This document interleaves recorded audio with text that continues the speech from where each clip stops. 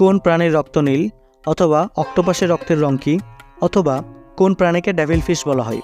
খুবই জনপ্রিয় একটি সাধারণ প্রশ্ন। চলুন আজকে মলাস্কা পর্বের অন্তর্ভুক্ত অক্টোপাস সম্পর্কে জেনে নিই।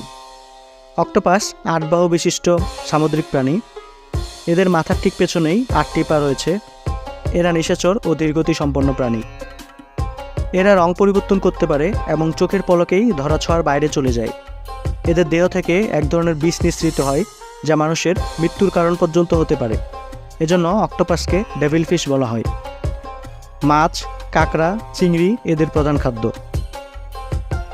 এদের জীবনকাল খুবই ছোট, কিছু কিছু প্রজাতি মাত্র 6 মাস পর্যন্ত বাঁচে। স্ত্রী অক্টোপাস প্রায় লক্ষাধিক ডিম পাড়ে। ডিম থেকে বাচ্চা বের হওয়ার পর মা অক্টোপাস মারা যায়। অক্টোপাসের 3টি হৃৎপিণ্ড রয়েছে। এদের মধ্যে 2টি মস্তিষ্কে রক্ত সরবরাহ করে, আর বাকি একটি অক্টোপাসের সারা দেহে রক্ত সরবরাহ করে। হিমোসায়ানিন নামক রাসায়নিকের জন্য এদের রক্তের রং নীল হয়।